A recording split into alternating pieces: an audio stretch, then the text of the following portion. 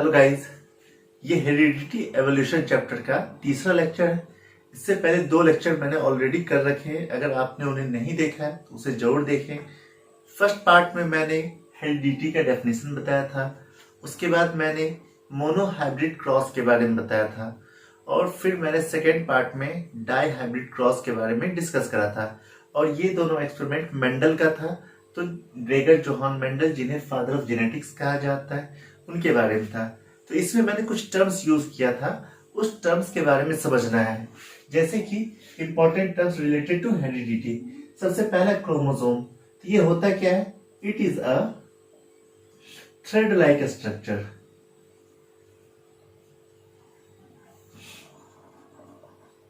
ये धागे जैसा संरचना होता है। It is a thread like structure. और किस चीज का बना होता है? Made up of DNA and protein. अगर आपसे प्रोटीन का नाम पूछा जाए तो लिख सकते हैं हिस्टोन प्रोटीन।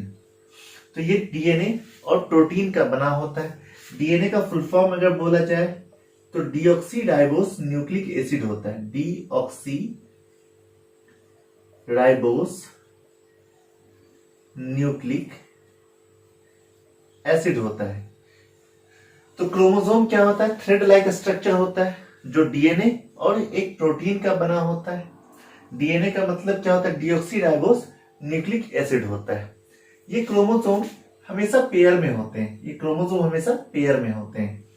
अच्छा, क्रोमोसोम 2 टाइप्स के होते हैं। पहला होता है ऑटोसोम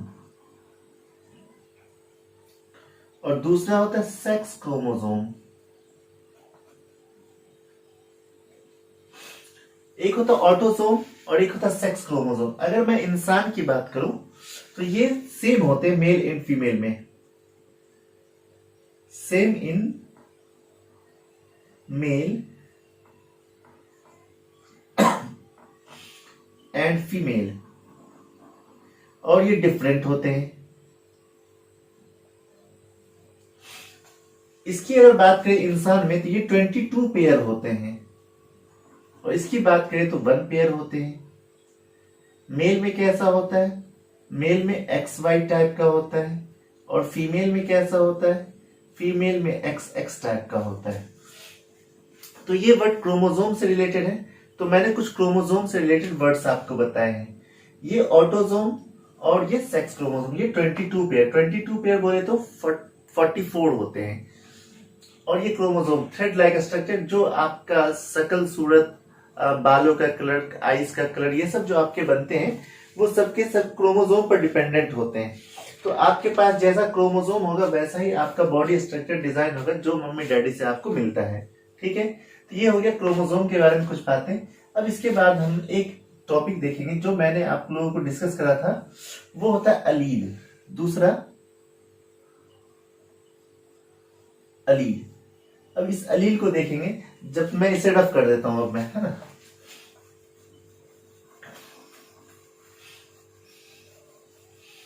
अब ये अलील क्या होता है? अलील जो होता है ग्रुप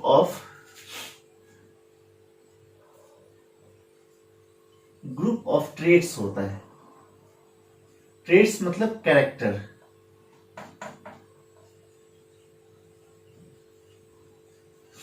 अलील क्या होता है? ग्रुप ऑफ ट्रेट्स होता है। जैसे मैंने आपको बताया था, एक टीटी होता है, इसका मतलब होता है टॉल। स्मॉल टी होता है, इसका मतलब ड्वार्फ। इसी तरह से एक कैपिटल टी स्मॉल टी बताया था, ये भी होता है टॉल। तो ये जो ग्रुपिंग है ना, इसी ग्रुप को अलील कहते हैं। आप अलील को ऐसे भी समझ सकते हैं, जीन। ये एक तरह का जीन होता है, इंसान में पाया जाने वाला जीन होता है। ग्रुप ऑफ अलील्स होते हैं। अब अलील 2 तरह का होता है। 2 टाइप्स ऑफ अलील। अलील 2 तरह का होता है, और वो कौन कौन सा होता है? पहला होता है होमोजाइगस, यानी कि same type of allele, same type of gene. जैसे इसमें देखिए और इसमें देखिए। और दूसरा होता है हेट्रोजाइगस,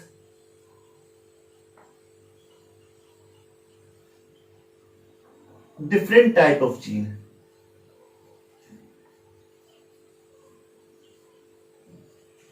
अगर डिफरेंट टाइप ऑफ जीन की बात करें तो ये हो गया, ठीक है। इसमें स्मॉल टी और कैपिटल टी सॉरी, इसमें कैपिटल टी और कैपिटल टी या फिर स्मॉल टी इस टाइप का जीन इसमें होगा और इसमें इस टाइप का जीन होता है। तो आई थिंक ये अलील क्या होता है, ये कितने तरह का होता है, ये आपको समझ में आ गया होगा। अब इसी तरह से तीसरा एक कैरेक्टर और लिखते हैं इसका, हेरिडिटी में यूज होने वाला तीसरा कैरेक्टर, वो तीसरा ये था फिनोटाइप। तीसरा कैरेक्टर फिनोटाइप। तो फिनोटाइप क्या होता है, it is a physical character, it is the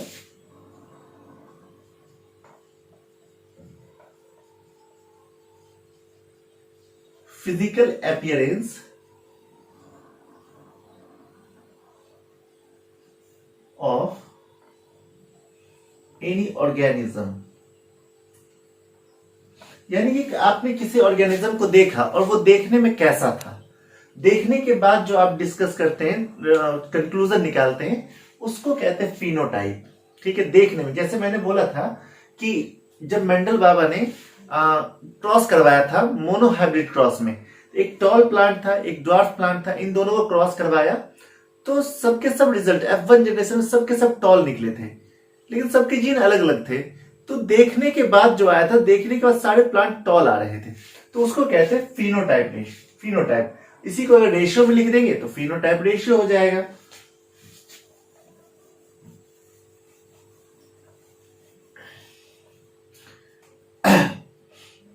representation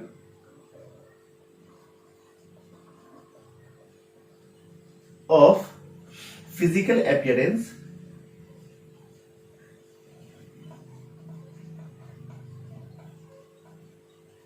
in ratio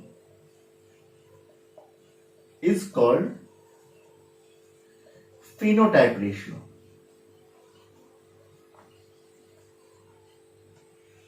for example आपने कहा टॉल और ड्वार्फ का रेशियो बताइए, तो आ गया था 3:1।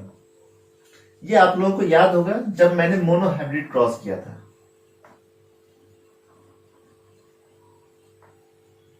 और ये था F2 जनरेशन का।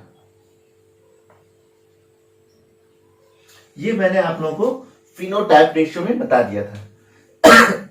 सॉरी। अब आपको करना है जीनोटाइप रेशियो। एक वर्ड आता है जीनोटाइप रेशियो। तो जीनोटाइप पहले देखते हैं।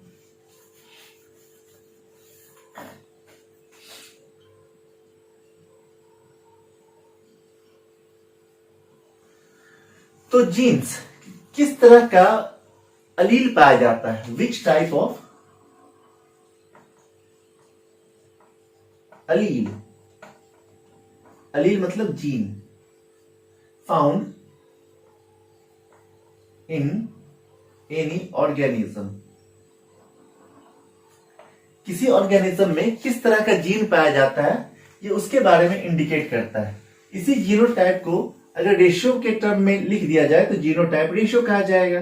फॉर एग्जाम्पल अगर मैंने एक जीन ऐसा उठाया R Y Y, इसका मतलब होता राउंड होगा और येलो होगा। अब ये जो है सीड के कलर है, राउंड प्लस येलो, तो ये क्या चीज, ये तो फिनोटाइप है। और ये क्या चीज, जीनोटाइप है।